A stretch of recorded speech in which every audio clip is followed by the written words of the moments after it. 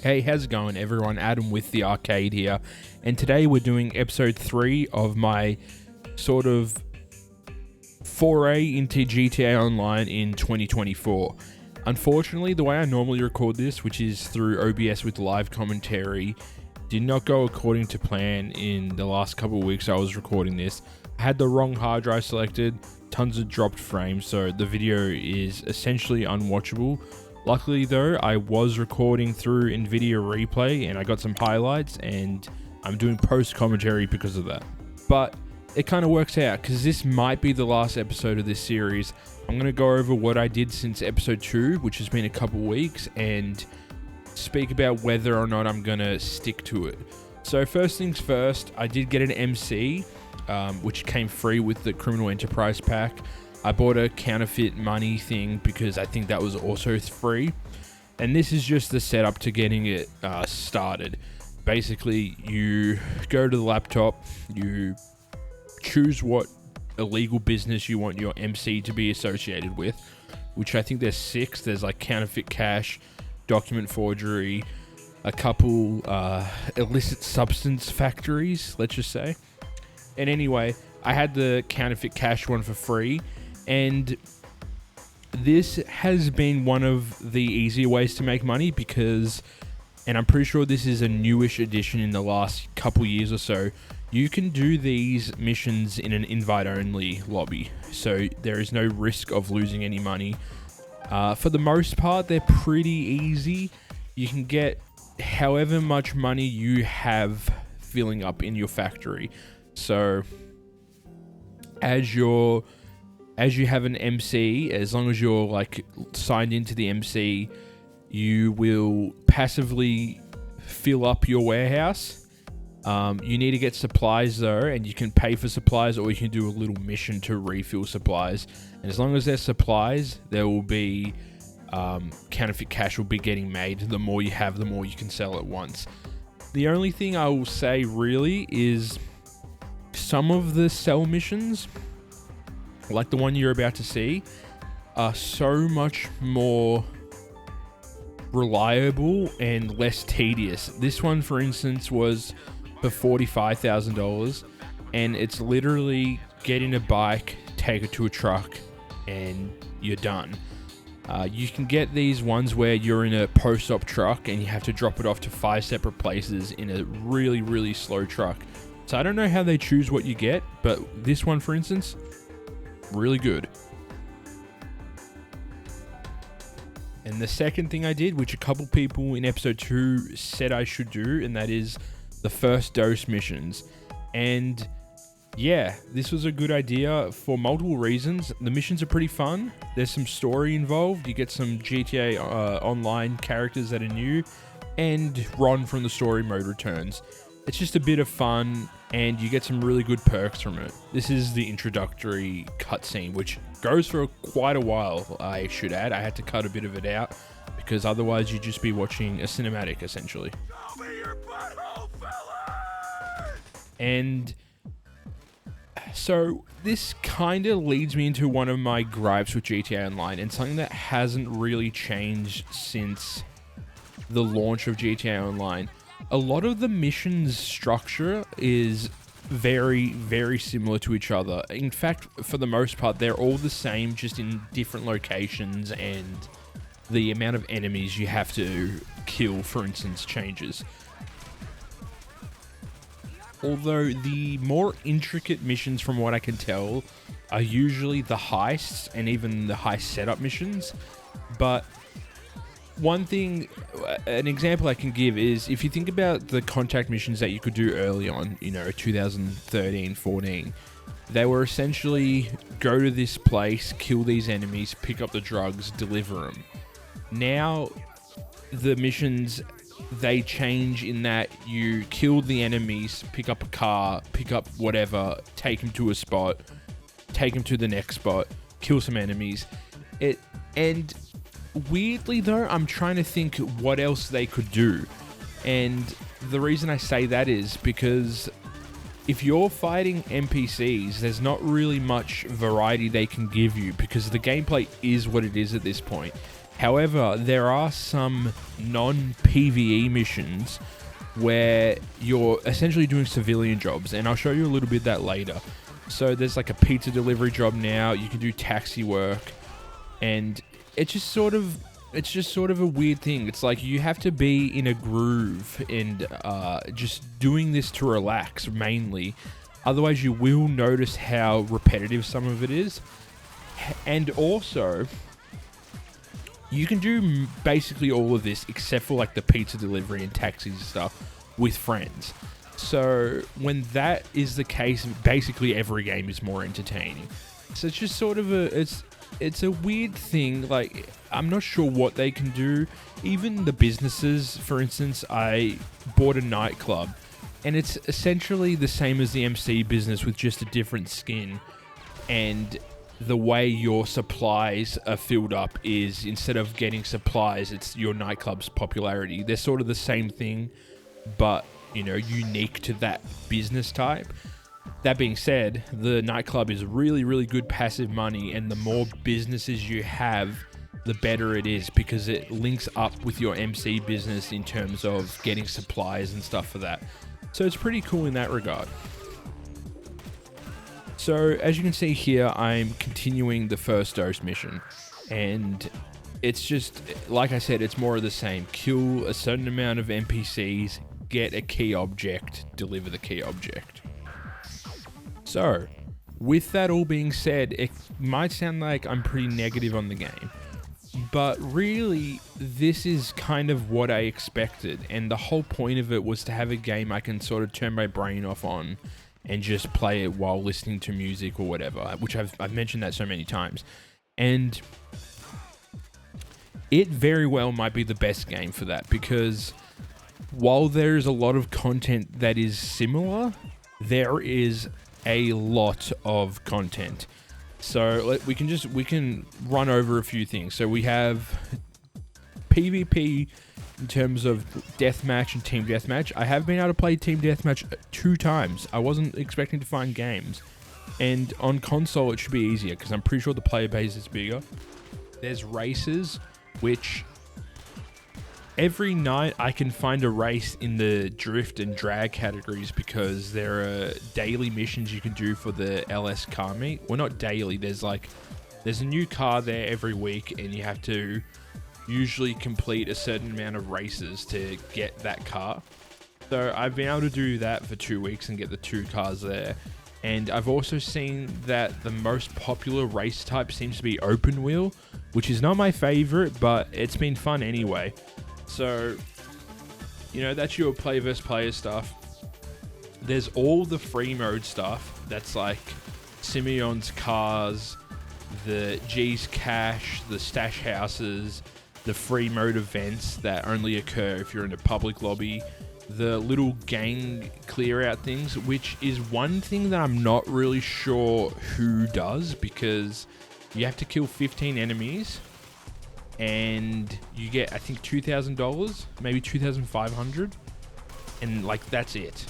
And you can die because there's a lot of enemies swarming at you. It's a bit of a weird one, especially when there's like G's Cash, where it's really easy. It's once a day. You get $17,000. Now, there's also spray painting, which was just added like 2 weeks ago, where you go around every day. There's 5 walls that you can spray paint, and you get 15 for each, and then you get a bonus, 15k for each, and then you get a bonus on the 5th one. So I think you get nearly 100,000 a day from that. There's a ton of collectibles that sort of just seem there to pad everything out, but you know, it's just content you can do on the side. And sometimes what I would do was I would go around the map looking for these signal jammers. I believe there's 50 of them, and that was a really like just turn off my brain thing. I got a map up on the side to show me where all of them were, and yeah, pretty fun. And that's just the free mode. You also have stuff like this, which is in the open world. There's taxi driving, and this is actually pretty funny because I was once on an RP server where I was a taxi driver, and I did not know until now that that script on 5M was just straight up copied from GTA Online. And the reason I know this is because the routes that you take the passengers are on repeat and they're the same.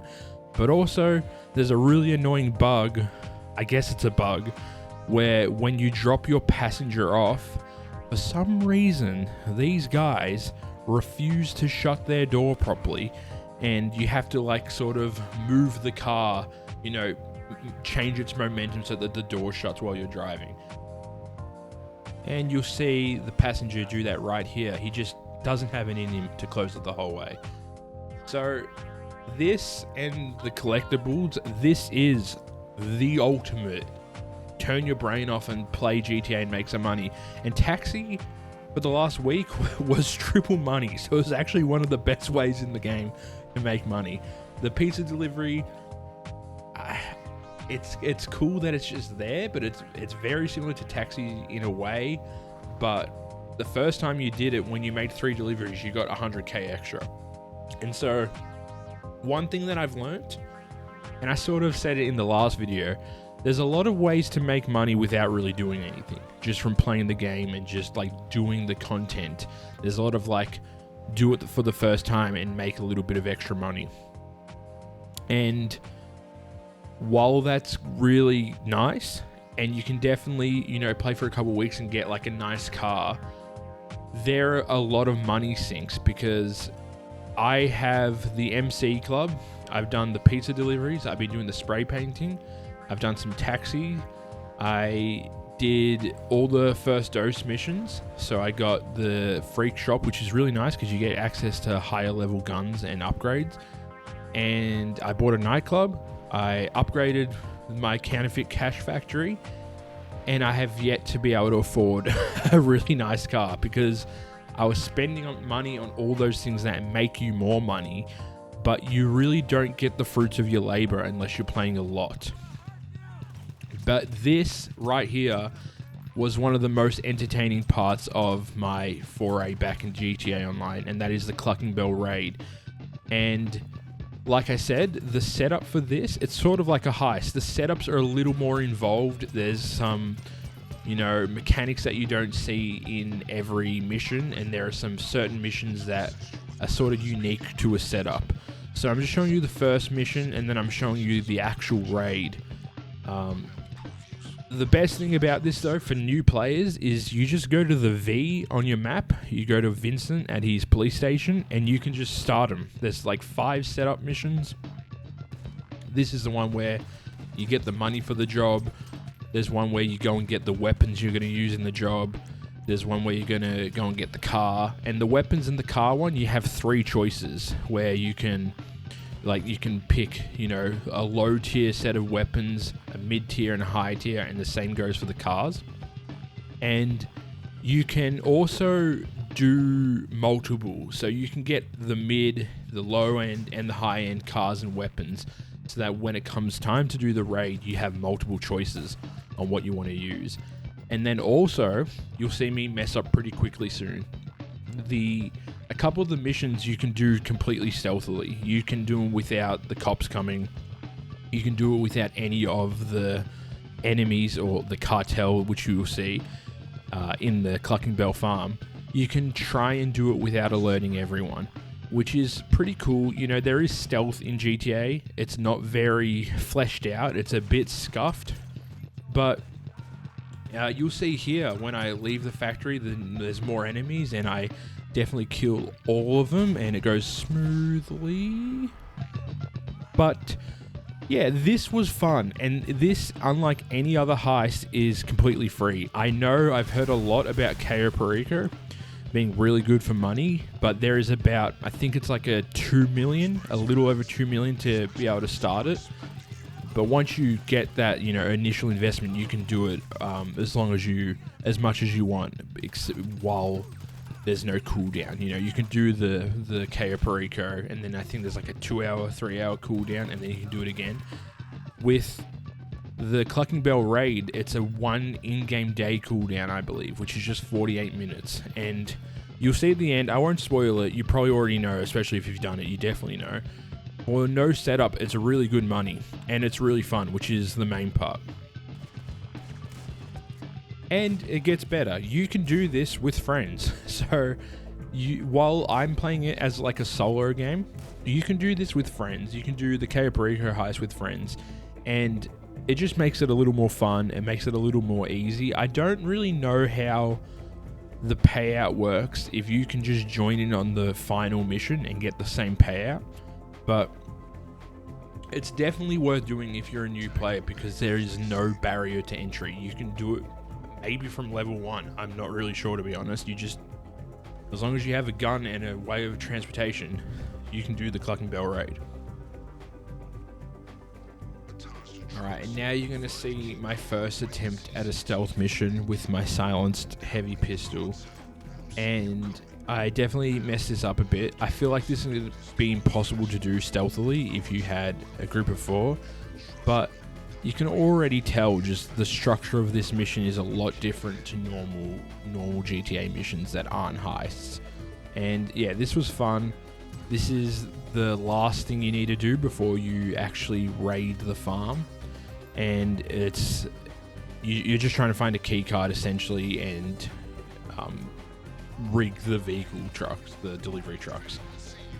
And this is actually my first attempt. I've done the raid twice. The second time, there was an enemy that was considered a witness that I didn't realize was there, and I was looking for the cards, and because I didn't kill him soon enough, the raid was harder because they knew I was coming, whereas this time they had no idea, and I was able to get a little bit of a head start.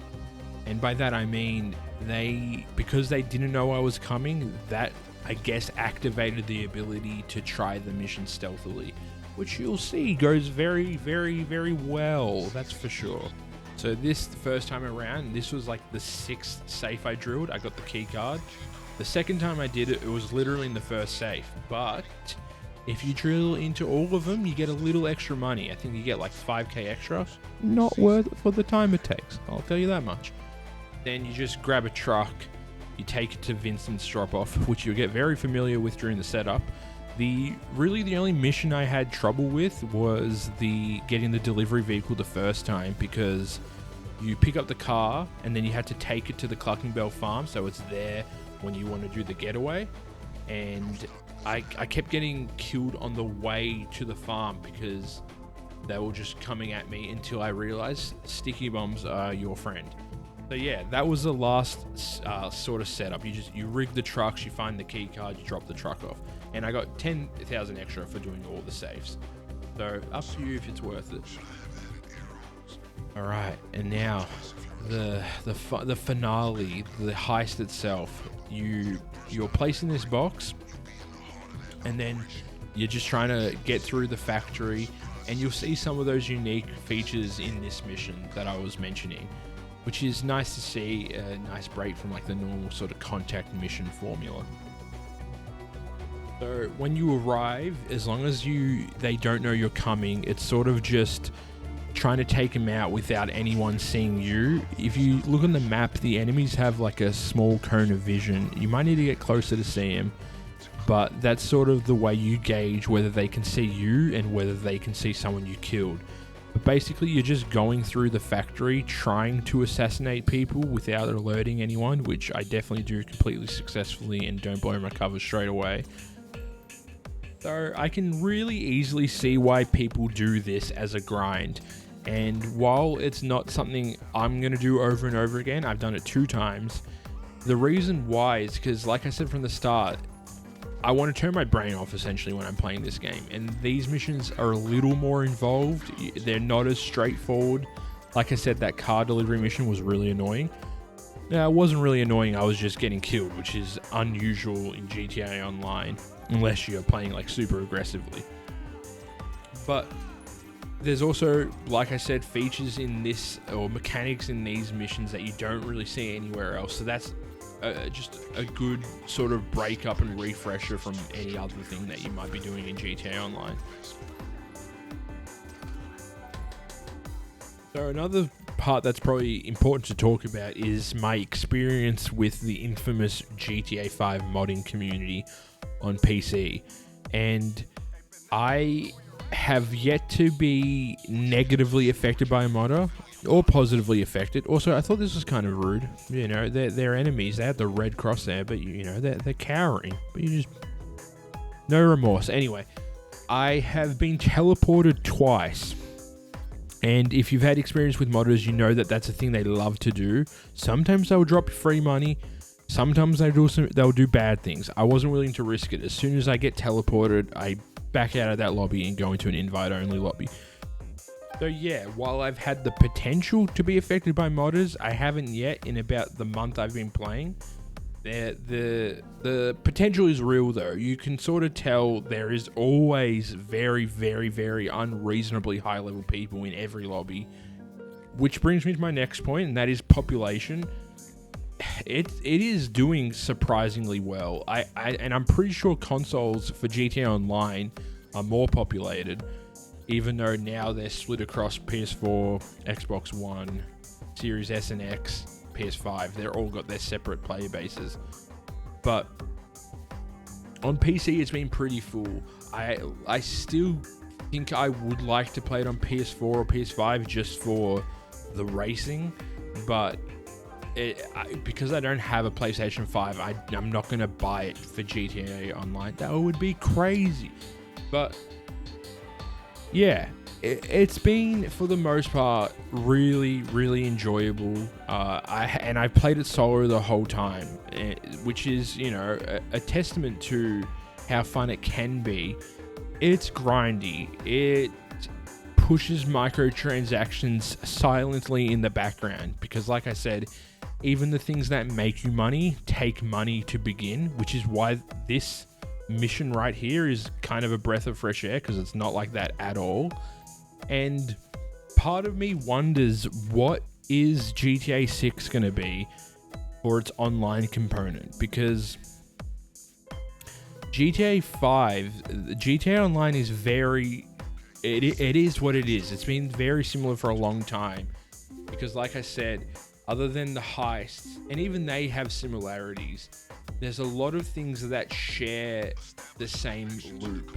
So I'm curious to see how GTA 6 Online changes the formula. Obviously, the fact that they are now affiliated or own the CFX team, which are the team behind 5M, it worries me and it excites me. I'm really into RP. I haven't been playing as much lately, but I hope all it does is make RP greater. It enhances the possibilities. But then I think, what's in it for Rockstar? They're not making any money on RPs. That's what concerns me. And you can see right here in the gameplay, this is one of the unique features. It's like you're trying to find the computers that have the codes for the safe, and you're just using sort of like radar that's like pointing you in the right direction. You know, not the most in-depth, not the most difficult thing in the world. It was pretty straightforward, but you know, something different. And you have to physically look at the tool to see what the safe code was, which apparently my NVIDIA recording cut out. But yeah, you look at the device and it shows you the code for the safe. This is the escape. I thought I was dead, but apparently the cartel was in a fight with the police, so it wasn't actually as bad as it looked. And obviously I'm the greatest shooter in the world and not just getting very lucky by wearing heavy armor. So this is essentially the mission. If, as far as I know, if you do it stealthily, I'm not sure why I kept, and then I bring out the hacking tool, really good stuff here. If you do it completely stealthily, I don't think the police are outside, and I think maybe even the cartel isn't outside. You just get in the car and dip. But because I was very clumsy and blew my cover very, very quickly, I had to do this section of the mission, which, you know, this part here wasn't that bad. The next part is a little bit more annoying. This is the car I chose. I wouldn't have chosen it if I knew what it was before. This is the mid-tier car, because it's a pretty nice car. It's an electric car, but no protection at all, and honestly not that important in terms of what you choose. So this is how the mission ends. You're basically just trying to get back to Vincent's lockup, and from what I can tell from my first and second playthrough, because the second playthrough I also wasn't able to do it stealthily, is that it's kind of scripted in a way that once you get close enough to the city, the cartel and the police will no longer be able to find you. The police, I think they can find you again, but your stars go to 3, you're off the radar for a bit, and, you know, you're good to go. But yeah, overall, I think I'm going to stick to it. I'm not going to play it as much as I have been, but it is there now in the background, where when I want to put something on just to chill to, it's definitely a really good option. And honestly, if this sounds like something you're into, you have sort of the same reasonings for wanting to do it, I definitely recommend it. There's really no reason not to. Just be careful of modders on PC and just know what you're getting into. It's a bit of a grind, but you know, it can definitely be fun. Alright, and I'll let you watch the little outro cutscene and stay to the end of the cutscene to see the payout that you get. For, let me remind you, zero upfront cost. This is free to start. It's just profit. So yeah, remember, please subscribe if you like this video. I really do appreciate it. I got a lot of support on the last episode. Like the video if you did, and I'll catch you all in the next one.